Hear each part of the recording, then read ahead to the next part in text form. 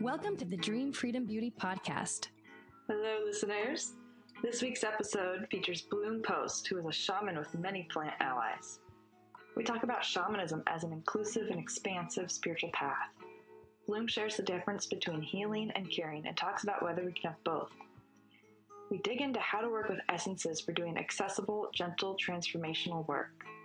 Some other things we talk about are reframing a mental illness diagnosis as the birth of a healer, and sacred imagination as a channel for spirit to speak, and also what to ask the plant spirits when you're beginning to work with them. And a quick note, if you're in the Raleigh-Durham area of North Carolina, Natalie will be teaching a class at Everyday Magic in Durham about manifesting. The class will be on September 21st. You can find details at dreamfreedombeauty.com. I'll see you there. We're your hosts, sisters Natalie and Lizzie Ross. Dream Freedom Beauty is a podcast for free spirits who yearn to connect deeply with their intuition and manifest their dream lives in harmony with the earth. You can find the podcast show notes at dreamfreedombeauty.com. Before we get started with today's interview, we want to extend a huge congratulations to our former podcast guest, Amber Magnolia Hill. Amber, who we talked to in episode 15, just bought her first house and moved, and then had a baby. So she's been rocking it, and we want to congratulate her on these huge life changes and expanding her precious family. And I also wanted to share real quickly my experience with her online Herbal Self-Care for Radical Babes course.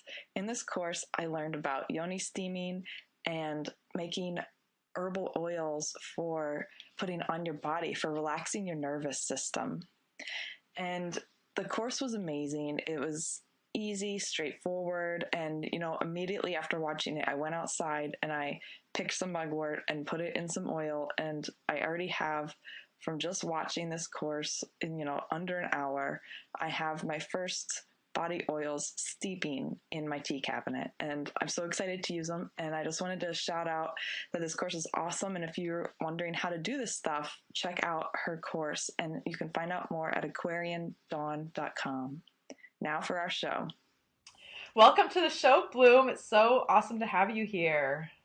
Thank you. I'm really glad to be here. Thanks. So your path of healing brought you to shamanism. And you've said that the first time you sat with a shaman, you felt the call of the shamanic journey. And now, many years later, this is your livelihood. What was your life like before you felt this call to shamanism? Where did I say I felt the call to shamanism? That's kind of funny. I don't think I had a clue what I felt a call to. You know what I felt a call to was I deeply wanted healing, and I felt that my power, I didn't feel empowered. And at the time, my languaging would have been, I didn't feel like I had power. I felt disempowered. I felt that my power had been taken away from me. I couldn't have necessarily verbalized that so clearly 16, 17 years ago, but now I can see that what I was seeking was healing. I was seeking my power, my personal power. And so the first time I sat with a shaman, I felt like somebody finally understood me, and I felt heard, I felt seen, I felt received. My life before, I had always been, my childhood growing up, I'd always been very sensitive, very intuitive, very tapped in, but it didn't feel safe to be that open to energies. And so I really shut it down in a lot of ways, and I used lots of different substances to stop it from happening, which ironically just keeps things more open. I think a lot of people understand how that feels. And in my 20s, my life was very challenging and very intense, and I felt a lot of chaos, and I felt confused, and I ended up being labeled bipolar, manic depressive. It was very challenging until I was about 29, and I met the first shaman I ever started studying with shortly thereafter. Let's see, 29 or 30, somewhere around there. And so my life up to that had been como se dice? It had been, it had been life. I was a typical 20-something, having fun, working, traveling, partying, learning, growing. but I was seeking more, and I was confused, and I was having a lot of mental challenges and distress because I didn't understand my gifts. And I had always been drawn to shamans and mystics and medicine people. I'd read lots of books about them. I was really drawn to the the mystics in the Buddhist tradition, the ones who would go into these really dramatic trance states and get information for the Dalai Lama and things like that. And then I started reading about Malidoma Patrice Somé, Dr. Somé, African Yeah. tribal shaman, elder. Read one of his books about his life story, and then that was in my teenage years, and then I kind of forgot about it, and didn't follow it. So when I was about 29 or 30, I finally met a person that I consider a shaman. A massage therapist told me about him, and I went to sit with him, and it really changed my life. I said to him, I think I'm crazy. And he said, you might be crazy, but it's in a good way. Let me show you how to work with it. And that completely opened everything up for me. And so I don't know that I necessarily felt a call to the path in being a shaman, but I sure felt welcomed and heard and seen and received, and felt like I finally had somebody who could tell me what was going on. I notice with a lot of our guests that they may have had an awareness of their gifts or an interest, like your teenage interest in shamanism, in their earlier years that just falls by the wayside and they then rediscover. So I'm curious for our listeners to ask yourselves if that has been an experience you've had. Yeah. Yeah, and in Western society, we're not necessarily encouraged to follow those paths. It doesn't even necessarily come onto people's radars. Right. Most of us are put in public school, and we're programmed to get along in a society that may or may not work in a way that feels resonant for us. Unfortunately, we're really taught a lot about disconnecting. So when it comes to emotional intelligence, we're not necessarily supported in that. I know that I wasn't in my public school upbringing, and not blaming anybody. It's just the way it's been set up. That's the way the programming has been set up. I had some great teachers, but they weren't there to teach me about intuition and sensitivity to energies and walking between realms and psychic abilities and the things that I was experiencing. They didn't know anything about that. Yeah. So I ended up studying what I did have around me, which was religion and Christianity and theology. I was really drawn to mysticism. So I went that direction, but I ended up finding out that it didn't feel expansive enough for me. I wanted to really connect in with something that felt inclusive and expansive. And shamanism felt like a big enough container. There was a lot of magic happening within that. And shamanism, the old paradigm of shamanism, is a path of power. And I was really drawn to that. And over the last almost 20 years, that's really, my idea of power has shifted. And now I really do feel that power truly comes from love. And so whatever your path is can be shamanic, can be expansive, can be inclusive. But yeah, we're not necessarily encouraged by the society. So we might be drawn to something and then we don't keep going in that direction because we just don't know how to. We don't have people who necessarily step up and support us to do that, which is why I love sitting with children. I love sharing this work with children. I love sitting with people's kids. They'll bring them to sit in private sessions with me, and they're so open and they remember everything and they're already magical and they get it. And I'm so grateful that there are so many parents who are open to this and want to keep their kids open and with their gifts. There are lots of folks in our culture who receive diagnoses similar to some of the ones you might have been receiving. For these people, it could be manic depressive, bipolar, the list goes on and on. Do you have any insight for people who might be experiencing that at this time? A different way to approach their diagnosis of their condition? Yeah, that's a great question. And first, let me say I'm not a psychiatrist and I cannot diagnose or tell people what to do. Let me be clear about that. I can share from a shamanic perspective that, and this is again referencing Dr. Malidoma Somé. I believe he shares about this in one of his books.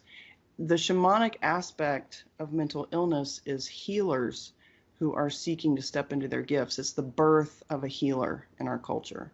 So from a shamanic perspective, when someone is having what we would label as a mental disorder, it's really an opportunity for that person to be born as a healer, to be born as a messenger, to be birthed into their gifts, and to share that with the tribe, with the village, with the community, with the people. Wow. So often when people are having those mental experiences, those mental disorders as they're labeled, it really is their gifts seeking to come through. And also when people have physical dis-ease or any resistance that they're having, it is often because their gifts are trying to come through, whether it's energetic sensitivities or psychic abilities or intuitive gifts, or their ability as a healer. Whenever we're in resistance to our gifts and our personal power, we will feel the ramifications of that, and it can manifest as mental disorders, mental illness, physical dis-ease, consistent challenges in our lives where we can't seem to move forward, we can't seem to keep things flowing. There's lots of ways it can manifest, and it's a little different for everybody. Yeah. So, oh, go ahead. Well, just reframing how we see mental illness to acknowledge that this is the birth of a healer. This is the birth of someone who can walk between realms. And not everybody may choose to work with their gifts in that way, but allowing ourselves to be more compassionate and to see it from that space. If someone needs support or medication from the Western model, I say go get it, while also exploring holistic possibilities, shamanic possibilities. I work with so many people who have been diagnosed, whether it's physical, mental, emotional, and we come from a different perspective to empower them to step into their power, their medicine, their gifts, so that they don't have to stay in that place of feeling stuck, whether it manifests as physical, mental, emotional, or otherwise. Yeah, and I wanted to talk more about that because when you have, say, a physical ailment or a mental illness, quote unquote, there's this idea of, in the Western society, like, oh, go to the doctor, get the Prozac, or go to the doctor, get the drugs, or whatever it is.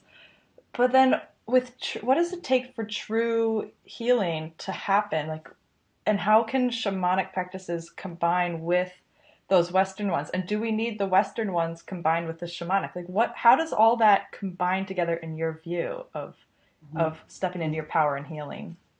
Yeah, it's interesting because I'm speaking at TEDx Asheville in October 4th, 2016. I'll be speaking in a few weeks, actually, and my talk is very much about this, being crazy in a good way, how to work with what has been perceived as crazy to actually bring medicine into your life, medicine being your gifts and your personal power.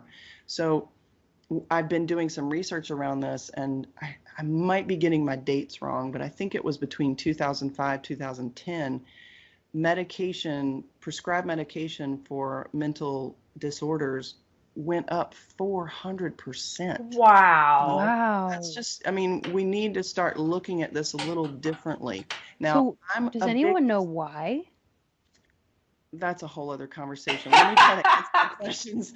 Let me try to just answer what you already brought to me. Let me stay focused on that for now. But I personally feel that, actually, I just said that. What I feel why is that we're disconnected. Mm-hmm. We're disconnected from the earth. We're disconnected from nature. We're disconnected from the trees and the plants and the soil. We're not growing our own food.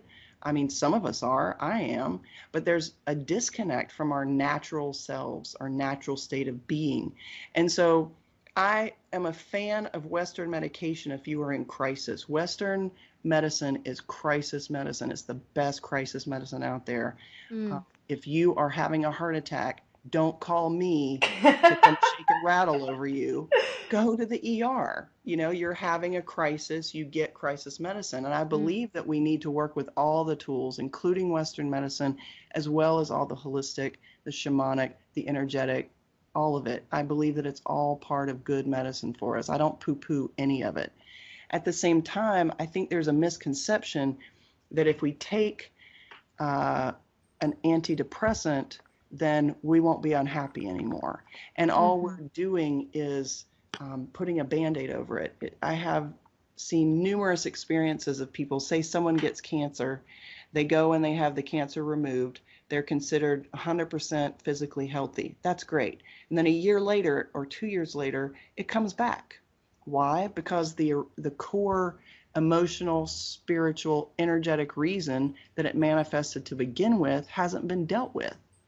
And I see that time and time again. So that to me is part of, whether it's a mental, physical, emotional, whatever's going on, we really want to come from all parts of the puzzle, whether it's Western, Eastern, shamanic, whatever resonates for you, work with all the tools and really get to the underlying reasons that it manifested and not just physically remove it from the body.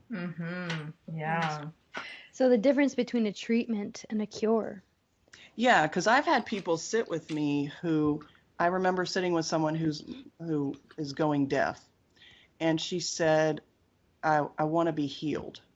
And I said, okay, are you looking for a cure, meaning you'll be able to hear again, or are you looking for wholeness, which means you may or may not get your hearing back, but you will feel healed and whole. And we can have both. We can cure and feel heal and hold. And I wanted to be really clear with her what she was seeking, because if we're just focusing on physical healing, that's fine. That's a cure. And for me, the shamanic medicine practice is about wholeness, whether you cure, quote unquote, or not, living your life in a good way, transitioning, dying in a good way, feeling good, being in your heart, living from love and not from fear, regardless of your circumstances. That to me feels so empowering. Yes, it does. To transition off the planet at some point in some way. So how can I really live the most expansive, authentic, grateful, expansive life that I can live?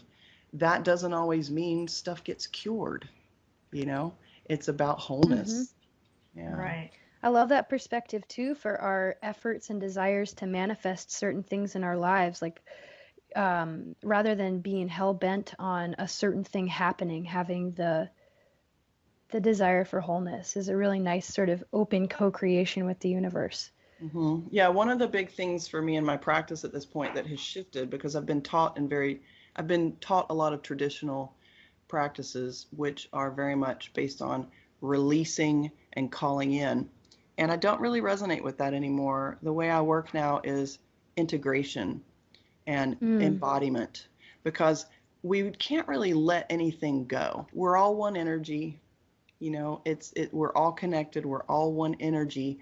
So what I see happening time and time again is when we try to release something, we're pushing against, we're in resistance, and we get persistence, because what we resist persists. So when we integrate it, we integrate that shadow, we love that experience, we love that person, we integrate it, then suddenly it feels like it lets go, because we're not in resistance anymore. And then we want to embody and invoke, not just call it in. That tree's out there outside, and in this experience is separate from me, and I'm also that tree. So how do I fully embody the medicine of that tree while having this experience of being in duality? So I'm a big fan of integration, and I feel that that's where wholeness and healing can really happen. So that, sure, I might still get triggered by that person, and I'm able to be with it from a place of love instead of fear. And eventually I'll stop being triggered by that person because I've integrated that shadow aspect. Wow. I remember being in a workshop around conscious languaging, and I think the only thing I remember from the workshop, to be honest, is when he talked about releasing. And he said, when you release, you re-sign the lease. And that just blew my mind. And it has stuck with me a decade later, or however long it's been. And I love that, because in healing circles and experiences, I know so many people get this. We will release and release and release. And it's like, oh my gosh, how long do I have to keep releasing this? and we can't seem to figure out why it's not letting go. And that's where my practices come to with clients and students and my own personal practices. I don't want to be in resistance to anything. I really want to come from an expansive place, come from love in my heart, and integrate all of these shadow aspects. And then they suddenly seem to just let go, and they don't trigger me, or they don't bother me, or they don't come into my sphere anymore. And that's big medicine. That's so beautiful. I'm really grateful for that, the way you express that. Yeah. Thank you. And so there's been a lot of really cool stuff. Well, let me take a note there. Lizzie, did you want to ask something? No, you're good. Okay. And you work with plant and flower essences. And tell us what they are and how they help with this integration. Yeah, I'd love to share about that. The big thing I'd love to share is whoever you are listening to this, plant something, grow something. Yes. If it's a fern, if it's one of those house plants that you find in the supermarket, it does not matter. Find something green and bring it home, or get some seeds and put it in some soil, even if it's just in your house in a pot. Grow something living, grow a plant, connect with that plant, take care of it, nourish it, nurture it, water it, listen to it, talk to it, watch how it responds to different parts of your houses. How many houses do you have? Different parts of your house, or the rooms in your house. Like, really start paying attention to that tree in your yard. Take time to connect with that tree in your yard. Be a tree hugger. If it feels silly, it's the best medicine you can do. It's so good. I love hugging trees. Yeah, Coming out of the tree hugging closet right now. And you know, exactly. And even just touching their leaves and just feeling the energy of them, and even just acknowledging that there's a tree in your yard. I'm amazed how many people will come and connect with the trees and the plants and the flowers and the herbs and the things in my yard, and then they haven't seemed to notice in their own yard. It's so close. They just take it for granted. So start looking at the medicine that's around you right now. If you're surrounded by dandelions, probably you have a lot of stress in your life and could really use that support for your liver and your adrenals, and because it's great medicine for stress. Like, I had someone come sit with me recently who's been feeling all of these irritations and agitations. And she said, I just noticed the other day jewelweeds growing around right where I live. And I said, that's great medicine for irritations and agitations, and pay attention to what's growing around you. So I started with herbalism and studying herbalism and learning about that and making tinctures and working with medicine that way and creating my own little teas and growing herbs and flowers. And I started growing tobacco because I work with tobacco regularly as part of my practice. And I've always loved flowers. I've always made flower waters and flower essences and enjoyed connecting with the medicine that way, because for me, I'm in a place of really appreciating grace and ease. I sit in plant medicine ceremonies. I've sat in ceremonies that are very dramatic and powerful and physical, and there might be vomiting or whatever's going on in the ceremony. And that's one way to learn. And I honor that. And I've done a lot of that. And I'm at a place where I really appreciate learning with more gentleness and ease. I can have a powerful transformational experience with grace and ease. And that's what I love about essences. We connect with the medicines, whatever they are, tree medicines, flower medicines, herbs, plants, crystals, stones. You can really make an essence from anything that you can get near some water, and the water receives that vibration in the sunshine or under a full moon or under the new moon, whatever feels good. Play with it, have fun with it. You can Google online how to make essences. It's very simple, very fun. It's really about intention. And I really love working with essences because they're available and accessible to everybody, children, animals, elders. Not everybody can go and sit in an ayahuasca ceremony. Some people don't even know what ayahuasca is. Some people aren't called to it. Some people medically can't go. Some people can't afford it. Some people don't feel resonant with it. But they can work with the ayahuasca chacruna essence that I created from the vine and from the leaves that I put in the spring water and let them sit under the sunshine and receive prayers and intention. They can work with that and with a lot more gentleness and ease. So that's what I really love about essences is I feel they're a beautiful bridge that's very accessible for everybody who may not feel called to connect in a more physical way, meaning ingesting the medicine itself. I hope that makes sense. Working It with does. And I love the way that you're revealing a sort of theme of gentleness and ease and integration rather than dramatic peak experiences. I like dramatic peak I do experiences. I too. think they can be really fun, but as a Yeah. way of life, Exactly. My medicine right now is how do I bring those dramatic peak experiences into my daily life? How do I chop wood, carry water as ceremony? How do I yes. integrate these powerful mountaintop highs into my daily life so that I live life as ceremony? That has Yes. been my intention for at least a decade. My life is ceremony. And so that has been my journey and my path, and that's why I choose to share that with people. I still go sit with teachers and have dramatic, powerful experiences, those peak experiences, and I choose to integrate those and bring those into my daily life so that they can be tangible. I sit with so many people who have those mountaintop experiences and then they don't know how to bring that into their daily life. They don't know how to integrate it, Mm, and it feels so important to me. Chop wood, carry water, integrate this yeah. medicine so that you are the medicine. And that's the other Hmm. piece of it for me is that a lot of times I see a lot of medicine chasers. That's what I call the people who just want to sit in psychotropic plant ceremonies all the time. That's great. If you feel resonant with that, go for it. If it's supporting you, go for it. But sometimes it feels to me like people are chasing medicine, wanting the medicine to do something for them instead of integrating it into their daily walk in between ceremonies and taking that responsibility.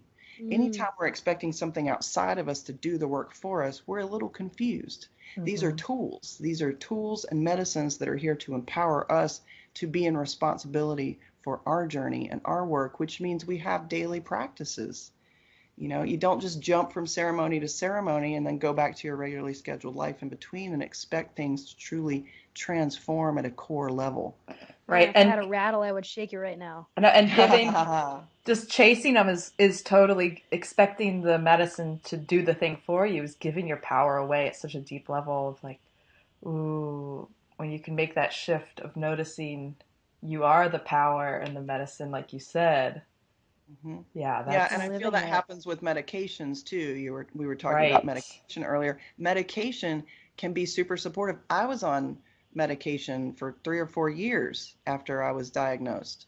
So, and I needed that medication to support me in getting my chemicals straight because I'd had a lot of trauma as a child, and it was supportive to me for a time. And then for me personally, I can only speak for myself. I chose to do healing work in a lot of other traditions in order to be able to come off the medications and not expect the medications to heal me, but they were a great tool. And the same thing with plant medicines. I used to go to the plant medicine ceremonies and want them to heal me and do the work. And then the plant medicine started showing me they're going to reflect whatever I'm bringing. They're going to mirror for me exactly what I bring to the ceremony. So I get to be a proactive, responsible for my journey person within the ceremony. I get to be proactive. I get to step up, take responsibility for my healing, and work with these plant medicines as tools and not expect them to do it for me. Hmm. But Mm. yeah, so So partnership. yeah. Yes. And the same thing with the essences. The essences are a partnership. I think one of the differences between the flower spirit essences that I create and maybe some other ones that might be available is that I do them within the context of ceremony and ritual. I bring them into my healing space and work with them in ceremony to bring even more intention. I get spring water from a mountain just a few miles from my house, straight out of the mountain, living water. I That's grow amazing. most of these plants I've grown, or they are in the fields in the little valley here where I live, and I'm around them every day. I have relationships with all of these plants.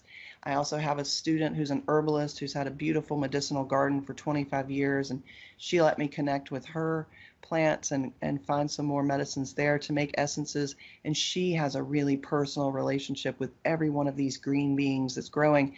So it's a very personal, intentional relationship that's created in a ceremonial way. I work with the new moon, the full moon.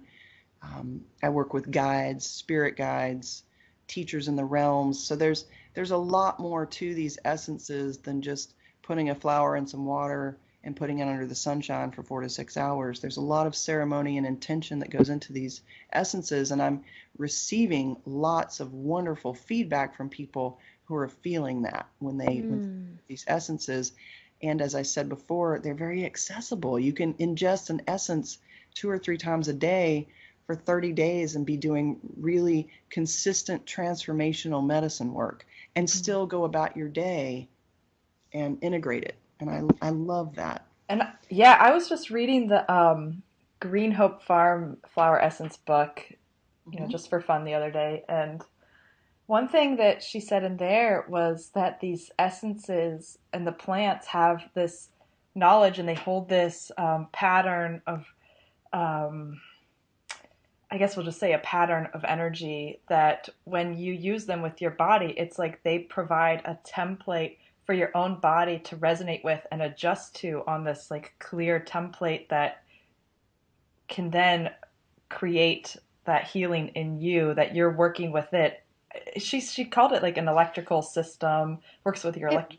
Do you have any insight into that? It sounds like the plant has a blueprint that your body then builds out. Yeah, there's layers and layers of blueprint, connection, energetics, vibration, and then you add the water. For me, coming straight out of the mountain, this fresh, living spring water, which will receive that imprint and move it through your body. I mean, to me, it's so infinite what the plants can teach us scientifically, energetically, etherically, physically, vibrationally. I mean, I remember speaking to energies in the realms, we'll just keep it at that for now, and asking them about plant medicine and talking to them, and they said the answers are in the plants. The plants carry the answers. And I said, well, what answers? And what I heard back is, what is your question? So the plants have the answers. They carry the answers. They carry the healing. They carry the nourishment. They carry the nurturance. They carry the sacred remembering. They carry the medicine. They carry the vibration and beyond of the earth. We are the earth in human form. I mean, we really are brothers and sisters to this green tribe. And I say that quite literally. To me, these trees and green growing things and this earth is our ancestors. Yeah. The animals are our ancestors. Yes. There's all these energies that are our ancestors, our brothers and sisters, and there's been such a forgetfulness of that. And so I just keep sharing with people, and I keep setting the intention to stay connected and connect deeper and wake up and wake up and wake up in this dream, and hoping that perhaps one day we all will, and remember that connection that is not just an idea. It's not just a concept. It's literal. It's life. Quite our connection with the earth and the plants and the animal beings. And yeah, it's very literal. Bloom, I love your phrasing and the languaging you use, talking about traveling in the realms. Can you tell us and our listeners a little bit more about that experience and what it means for you? I can. I'm happy to do that. I use the term the realms just so people understand that I'm talking beyond this third dimensional experience. Walking between worlds is something that has been connected with the idea of shaman. As far as I know, for as long as we've understood the phrase shaman, that's part of being a shaman, is that you walk between the worlds. It's an interesting thing to talk about, and it's a bit of a rabbit hole, which is super fun for me. Might take a little more time to go down the rabbit hole than we have right now, but I will say that there are other realms, and where everything is also right here. So for me, shamanism is about yes and yes. The answer is yes. Is this reality? Yes. Is this illusion? Yes. Is this a dream? Yes. Is this a video game? Yes. Is this totally real and everything's true? Yes. Everything's always yes in my world. so that everything is open, everything's a possibility, and I stay open to all of it. And for me, shamanism is very much about holding two opposing views at the same time as yes, and being completely in equanimity with that. So when I talk about the realms, I'm referring to working with energies that are unseen and working with places that feel unseen to us with our physical eyes.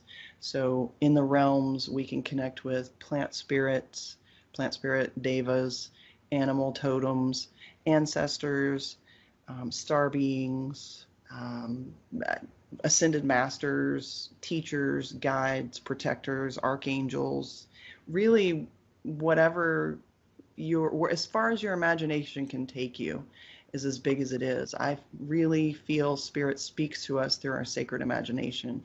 So Me when too. so when we go on a shamanic journey and we let our sacred imagination guide us,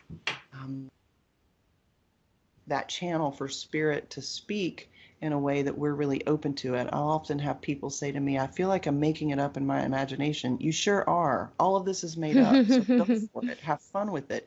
And when you make your way, I like to ask people to see some sort of portal door so that they have something tangible to work with, some sort of opening they can step through. I personally like to start clients and students in some sort of forested space that they create so it feels very grounded.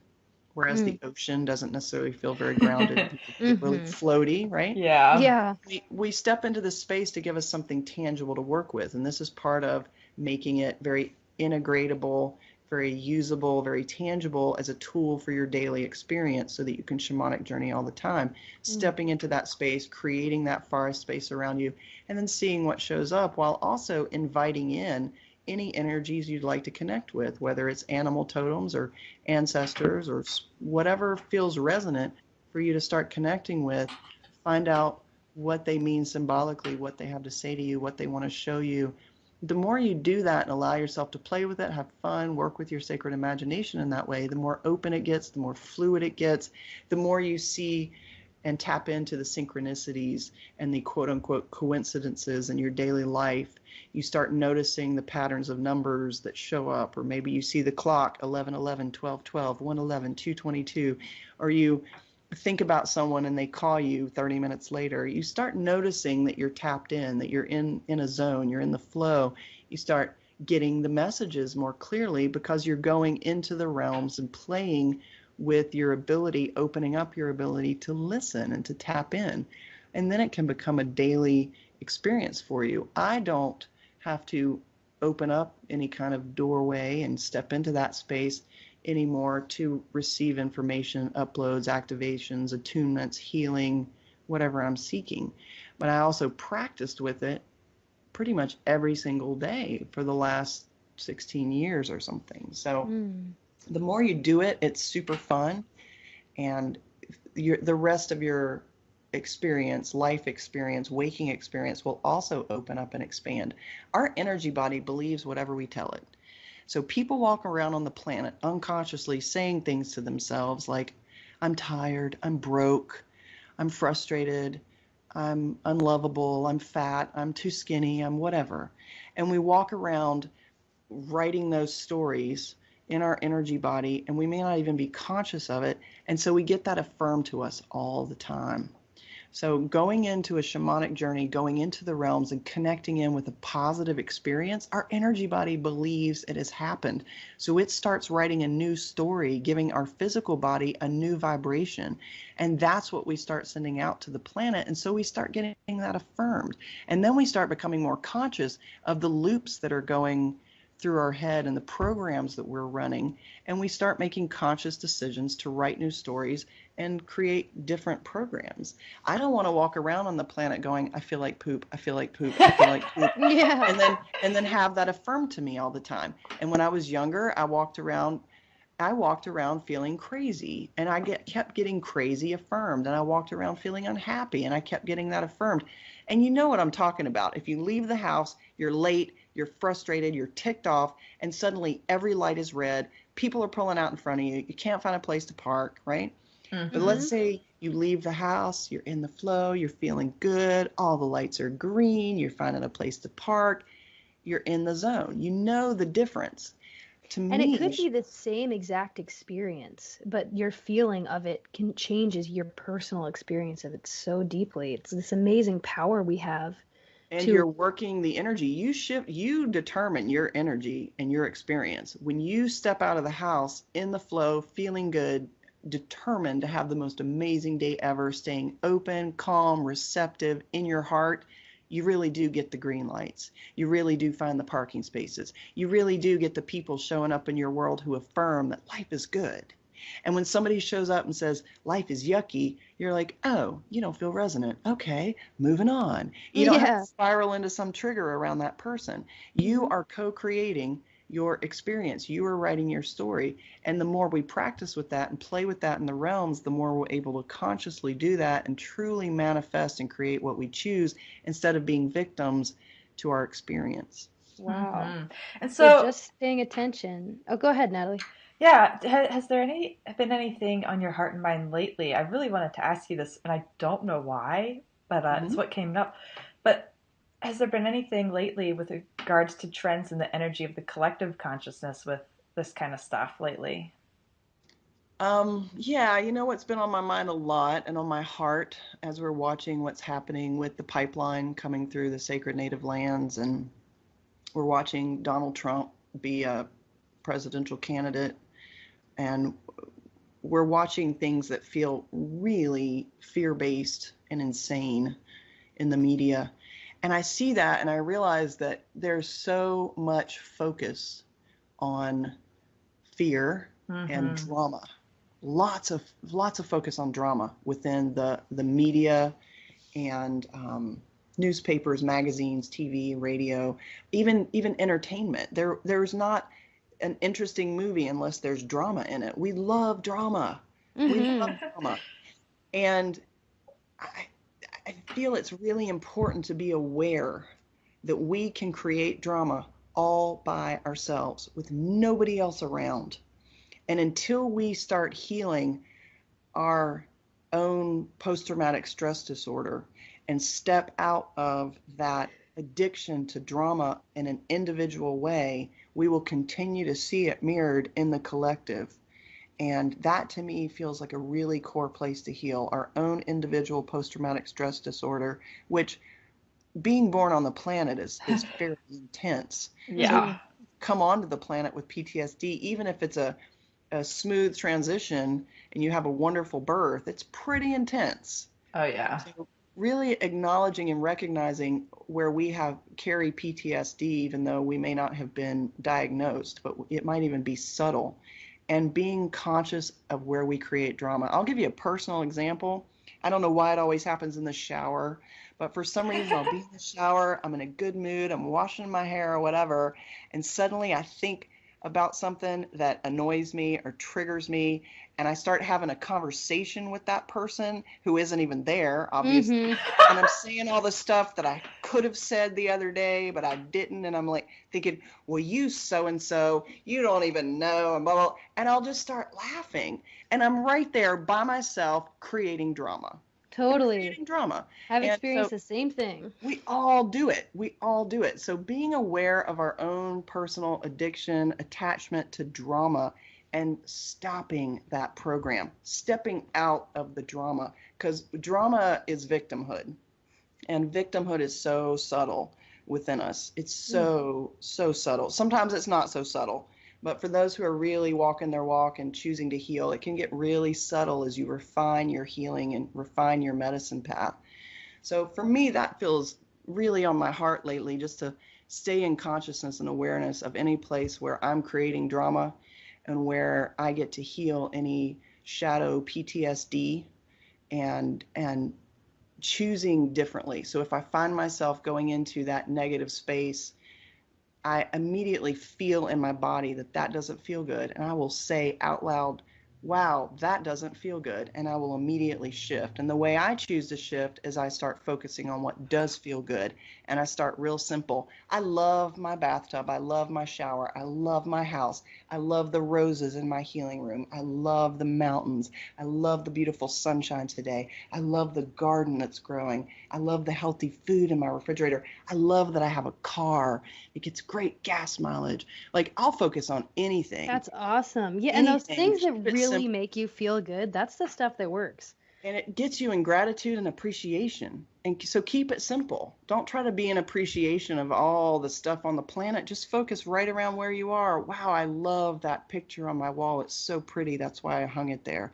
I love those flowers. They're so fragrant. Like, keep it simple and just keep coming back to what feels good and stay in true appreciation.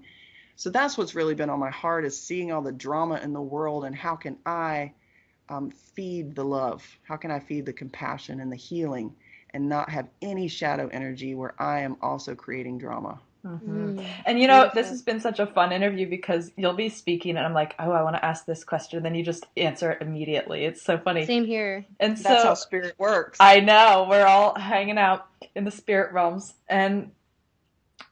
But one other thing I wanted to say, so you answered the first question I had with how you like to transform yourself in that moment that you recognize you're making that drama. But is there something else? So we talked about flower and plant essences. Can they be helpful in this kind of work if you are stuck in extreme victimhood or perpetratorhood or rescuerhood? Like, do you have a recommendation for working with the plants with this? Oh, definitely. And thank you for mentioning, I like to call that the triangle of victimhood, perpetrator, savior. That is such a shadow triangle that we all get to look at, because we can be, excuse me, victim, perpetrator, savior all by ourselves. At the same Just time, like too. Talking about. Exactly. We can do all of it without anybody else in the room.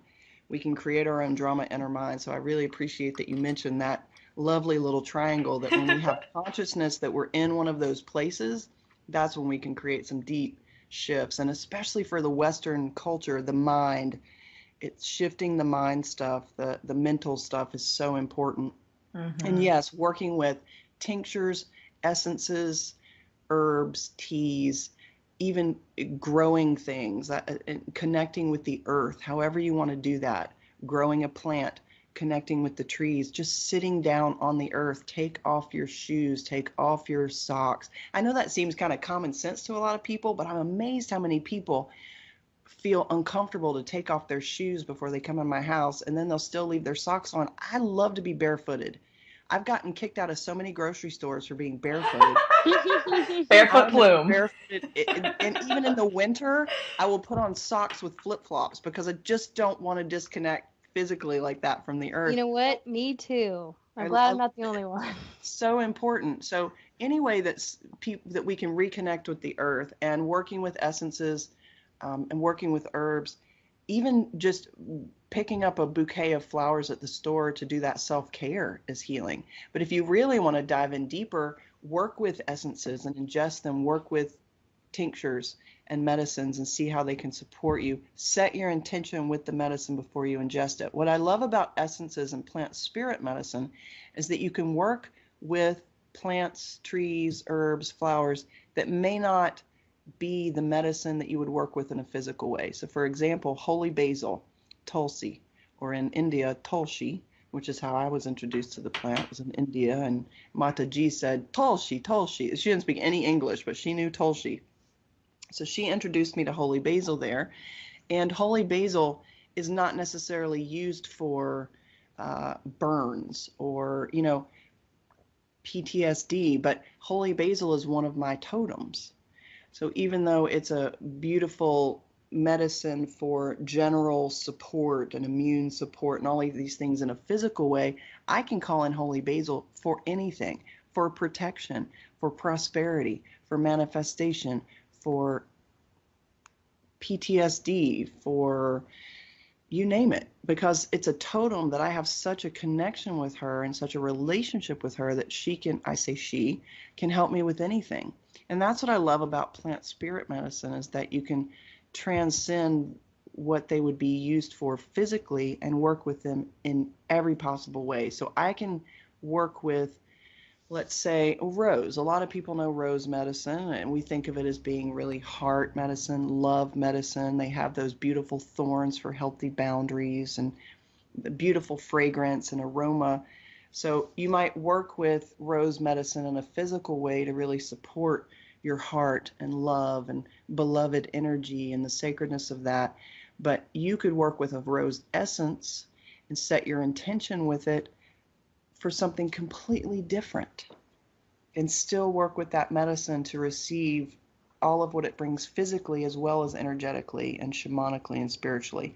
Everybody's got a different relationship. I'm working on a book called Plant Spirit Totems, and it's a detailed book of herbs, flowers, trees, and what they mean shamanically, just like you would see a book about animal totems and their symbolism is. So this is for flowers, trees, and plants. And what I find so interesting is that when I shamanic journey with these different energies, I get what I receive from it. But then I do research and I look up how they're worked with as a tincture, how they're worked with as a tea, where they grow, how they grow, where they like to grow, where they don't like to grow, what they like to grow with, how they're used as a flower essence, or if they're even used as a flower essence. And I see that there's all this information, some of which contradicts itself. You know? Yeah. So it just depends on where each individual is coming from. So if you really resonate with a particular plant, but it's only used for a healing salve, that's okay. Work with the essence to bring that healing salve to your heart, or just to be a teacher plant for you. You know, what I love about essences and plant spirit medicine is you can transcend the physical container and work with them in every possible way. And This invite is the energy of the plant in as an ally. Right, because if you're out in the woods and something happens and you're an herbalist or a doctor or a healer, you may not have your apothecary there. So how can you bring in this medicine if you don't even have it with you? Say you're I was driving home one time from a weekend retreat and ceremony, and I started to get a stomach ache, and I'm in a car driving on the interstate, and I knew they weren't going to have ginger tea at the local gas station. So I just started invoking peppermint and ginger and these beautiful medicines to come in and start healing my tummy ache. And within about 15, 20 minutes, it stopped hurting. I visualized myself just bringing these medicines into my belly, just like I drank the tea to help my stomach stop hurting, and it did. You know, that's one simple way to work with them on a physical level, but they also work emotionally and spiritually. And yes, you can bring in essences for people essences are great for people who are on all sorts of medications because they won't interact in a negative way physically, like maybe some tinctures might, you know, or other supplements you might be able to preparations. take. Yeah, but you can work with essences so gracefully with everybody in any situation. And if someone says to you, this medicine does this thing, well, that's how they resonate with it. Yes, there's certain physical constituents that materia medica, I honor that. But you can also work energetically as an essence with these plants and trees and herbs and flowers in any way that feels good to you. If you want to work with rose medicine as an essence to detox your body, then you ask Rose to help you do that. Nobody else is going to tell you that it does that. But if that's what Rose wants to do with you, then you trust your intuition, you trust yourself in that, and you listen to that medicine and let it teach you, because your experience is what matters for your journey. It drives me bonkers when people say, this is how it's done and this is it, and that's what everybody else needs to do, you know? And my whole thing is walking around going, well, we may call this an oak tree, but I want to call it a bunga bunga tree. We just kind of take for granted that this is always the way it's been done, or that's how a lineage does it, or that's what science says. And that's great. And let's open up to more possibilities. Let everything be a possibility. So trust yourself. If you get a hit that you want to work with eagle medicine, work with eagle medicine. If you start seeing daisies around you all the time, start paying attention that those daisies are there. Google them, look them up, start working with the daisy essence, start growing daisies. Like, just start paying attention and being aware and interacting with the messages that are coming through. So often people will say, I'm not receiving messages. We're always receiving messages. We're always receiving guidance. We just kind of blow it off or don't realize, I see that belt. It's on my bed. It looked like a snake. Then I realize it's a belt. Well, instead of blowing that off, I go, oh, it looked like a snake. Snake medicine wants to talk to me. And I start paying attention. And because I pay attention, I receive information all the time. And so asking questions is also a really powerful way to connect with those spirits and hear those messages. Yes. Do you have any intro questions you recommend our listeners try when working with plant spirits? Really, my suggestion is be proactive. If you want to go into the realms and work with plant spirits, you can go through your portal door, go into a space that you create that feels very grounded and safe for you. See what plants, trees, energies show up, and then also invite in anything you want to work with. That's a great way to connect in, and ask them anything. Whatever's on your heart, ask them, why do you want me to learn with you this way? Will you be my teacher? Can you help me heal this, whatever it is? Can you help me be a better manifester? Can you show me things? Can you guide me? What do you think of the world? You can ask them anything, truly. Whatever's on your heart and that you're sitting with that's most resonant is where you want to start. Be authentic, be real. I mean, when I connect with energies in the realms, there's times when I'm super triggered or ticked off or frustrated or upset, and I just keep it real. I show up in whatever space I'm in, and sometimes I just do not have the energy, and I just see myself sitting at the sacred fire, and I say, please just bring me whatever I need, and I will find my way into that open-hearted space where I can start interacting and be more receptive. And sometimes I show up with a lot of questions, and I go, this and this. But really, for me, at this point in my journey, I don't show up with so many questions because I interact with them daily. I simply show up and choose to be receptive.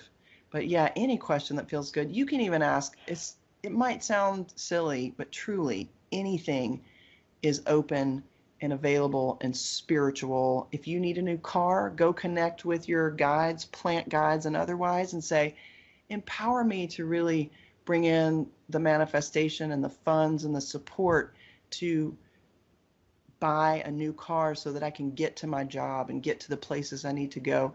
A lot of times people feel like they can only ask for quote unquote spiritual stuff. Right. Our guides in the realms are here to support us with everything, including the third dimensional, mundane, tangible things that we need to do our work.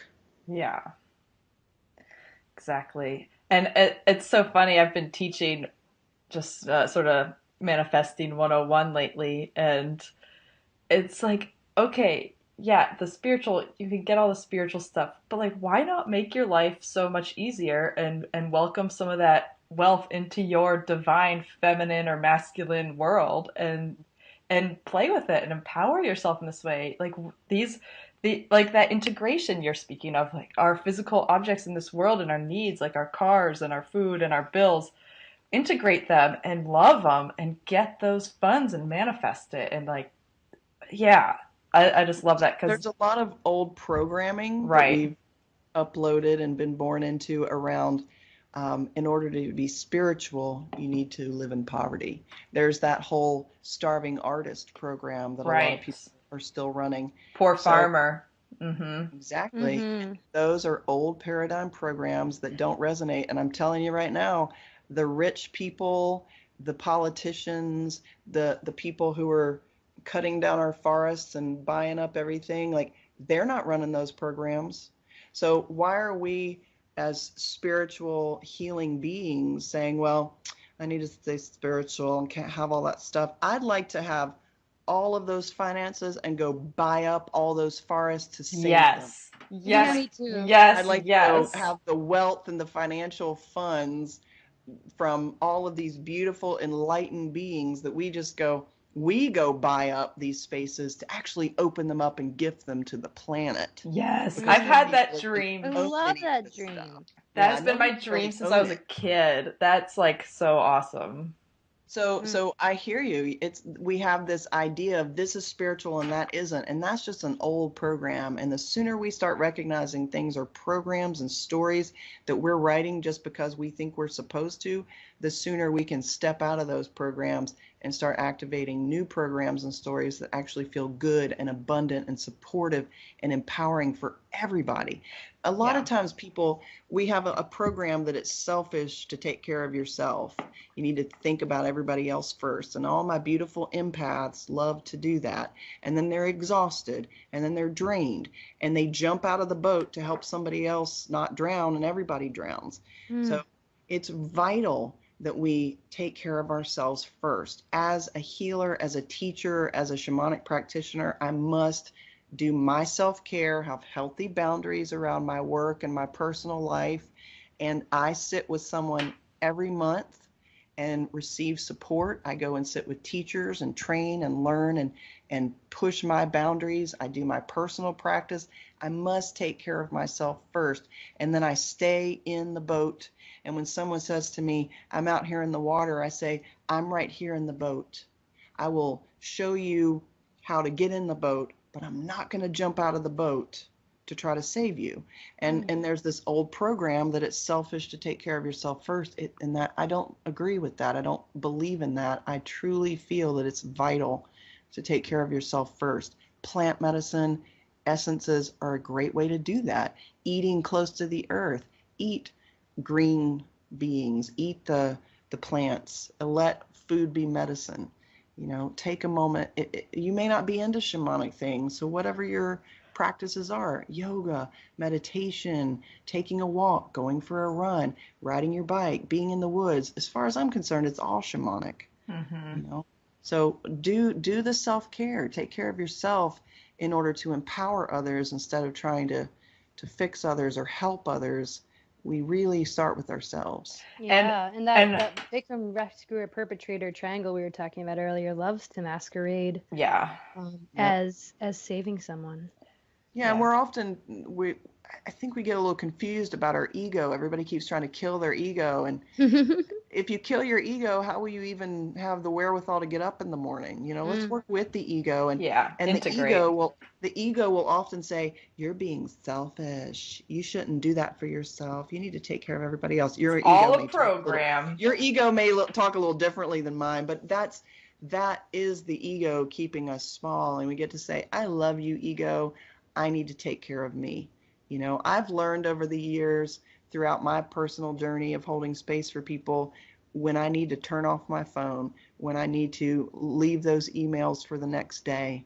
I have started consistently taking a few days and I go off Facebook, off Instagram, off email, I love that. off of texting, turn off my phone.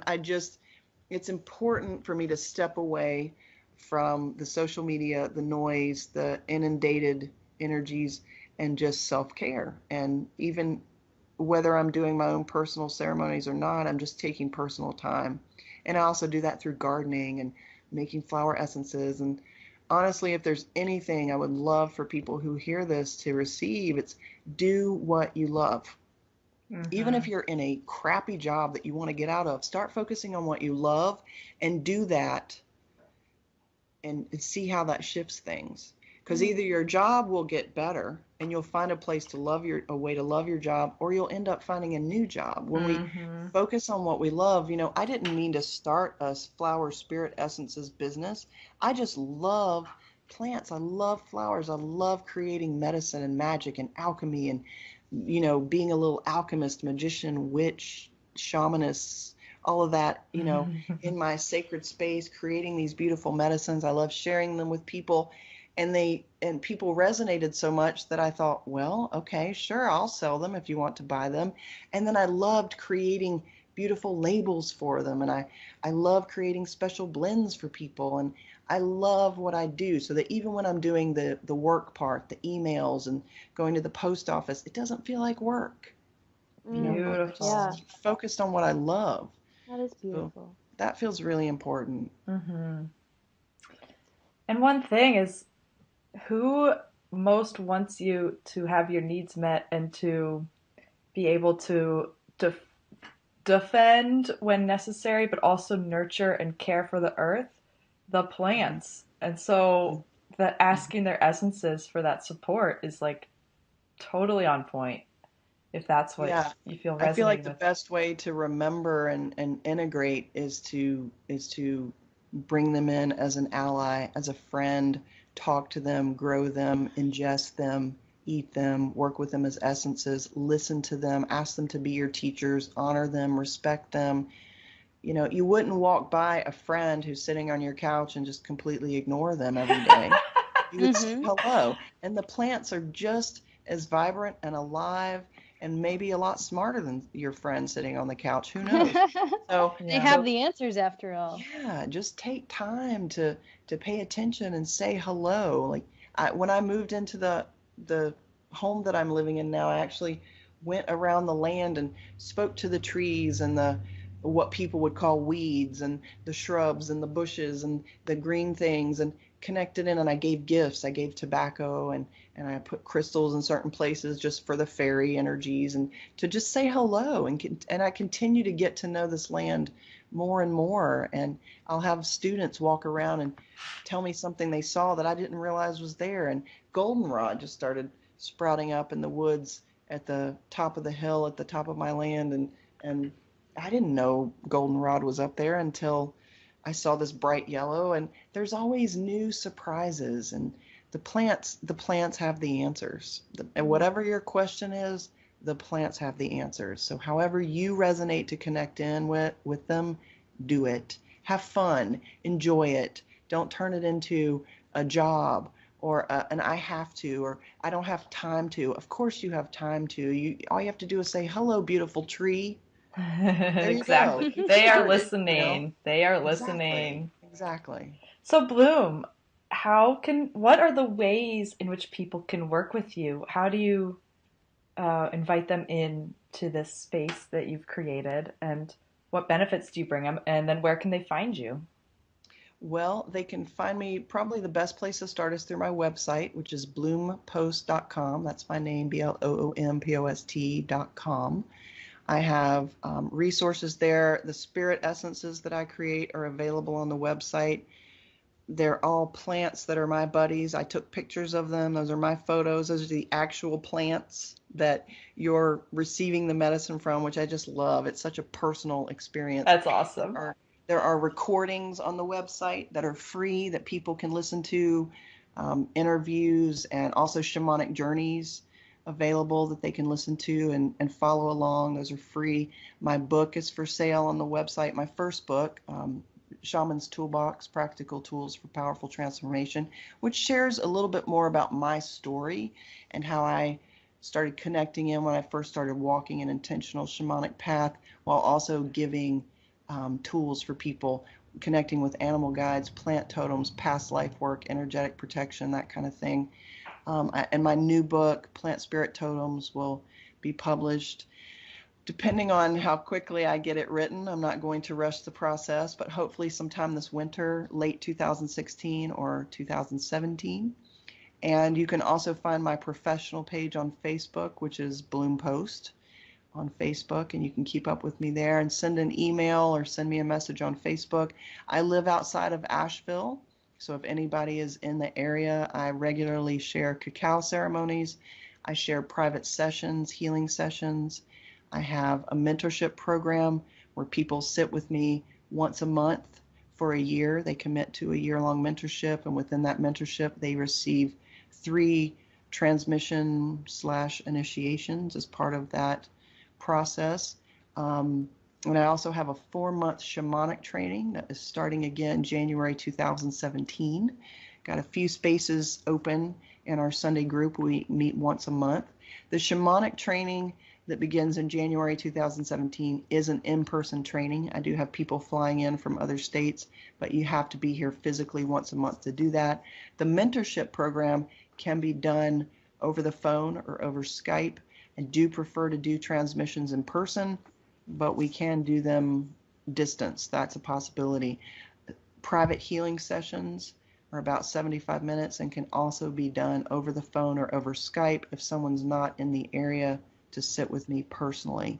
And it's very much about empowering people to connect in with their guides, their gifts, their abilities, so that you are empowered to continue to do this work even after the session. Every time I do a session, I'm giving people tools and quote unquote homework, except a lot more fun than homework. But you walk away with tools that you can continue to do these practices after you sit with me to stay tapped in with your guidance. And people sit with me for all sorts of reasons: physical healing, emotional support. If they're ready to make a transformation in their life, they know that there's something deeper and they want more. They're wanting to open up their creativity. They're wanting to tap in with their intuitive gifts and abilities. They want to learn more about shamanic practices. I mean, it's really across the board. I sit with kids. I sit with all ages. It's a lot of fun. I'm super goofy. I love being super goofy and silly and fun, but I'm also very devoted to this path. And I love to really do cosmic work in a very grounded way so that you can tangibly bring it into your life and feel truly supported. Mm-hmm. And I'll give you a little testimonial shout out here because I have sat in ceremony with you twice now. One was a blessing way and the other was a cacao ceremony. Mm-hmm. And both of those times I was just like, oh, I like the integrity and the ease and lightness of the ceremony was, both of them were just so impressive to me and just like touched me so deeply. So it is really, she is fun and also high integrity. So thank you. I really like to go deep while remembering not to take ourselves too seriously. Right. We get to heal with fun too. It doesn't always feel fun. I know. I get it. I hold space for that. And I love to dive deep with grace and ease, and I love to enjoy ourselves within the process because it's gonna be intense enough. You know, we're gonna have enough intense warrior mojo going on. I've walked that path. I get it. I love that path. And I also feel that we can call in some grace and ease within the intensity, and we can have fun with this. When people are laughing, they're so much more open to dive deep into those shadow places, and they feel safer to do so. Mm-hmm. And I love bringing that blend in. Mm-hmm. So, listeners, again, you can find her at bloompost.com. And if you can't remember that, then just head on over to dreamfreedombeauty.com and look up Bloom, and her page will come up on the show notes. Her links will be there, and you can just connect. And Bloom, thank you so much for taking the time to come on the show today, and we look forward to talking to you again someday, hopefully. I would love that. Thank you so much for this time together. It's been really fun, and I really appreciate you sharing all the good medicine you're sharing. Thank you so much for having me on today. Thanks. Bye. Bye. Thank you so much for listening. We are so grateful for every single one of our listeners, and that means you too. And to give back, I have created a free 7-day manifesting course where you can learn how to manifest. And in this course, we focus on getting super clear about what you desire, because what you focus on and what you put your attention on and your awareness on is what you're creating more of in your life. And the tricky part of that is, how do you put your attention on what you really truly desire? And I'll teach you that in this free 7-day course. And another part of this course is I will actually introduce you to some concepts for deepening your connection with nature and for working with your spirit guides in nature to help you with this manifestation process. Because it's not all about the shiny objects and everything. This is really about each one of us stepping up and living in our flow and claiming abundance in harmony with the earth and living in a way that supports us to be able to express what we came here to express and give what we came here to give. So, if you're thinking, I'd really like to learn how to create what I really truly want, or you're feeling a little stuck and you need a little help moving forward, or if you want to get connected with nature and transform your relationship with the spirits of nature, then sign up for this course. It's super easy, and a lot of people have had a lot of fun in it. And I'm really, really grateful for each one of you who have already showed up and taken this course and joined this ever-growing community of amazing conscious creators who are living in harmony with the earth. So you can do this at dreamfreedombeauty.com/manifest. You just sign up and you'll get the course delivered to your inbox every day for 7 days, and you'll get to join a private Facebook group where we are sharing our gratitudes and we're sharing our creations and getting support and giving support and generally just connecting with like-minded folks who are here to be beautiful creators in harmony with the earth. So I'll see you there. dreamfreedombeauty.com/manifest. And if you're in the Durham area, check out Everyday Magic, September 21st. I, Natalie, will be there teaching a course on manifesting. I'll see you there.